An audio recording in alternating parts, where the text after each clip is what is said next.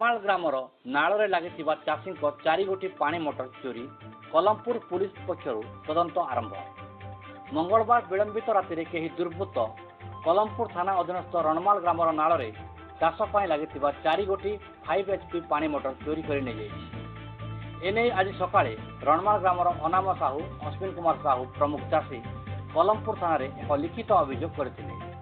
ଥାନା ଅଧିକାରୀ ତୁରନ୍ତ ଏହାର ତଦନ୍ତ ପାଇଁ କୁଟରୁ ପୁଲିସ ଫାଣ୍ଡି ଦାୟିତ୍ୱରେ ଥିବା ASI ଶେଖର ଜେନାଙ୍କୁ ନିର୍ଦ୍ଦେଶ ଦେଇଥିଲେ।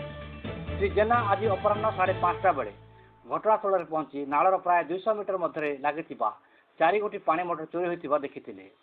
ସମ୍ପୃକ୍ତ ଚାଷୀମାନଙ୍କ ସହ ଚୋରି ଘଟଣା ନେଇ ଆଲୋଚନା କରିଥିଲେ।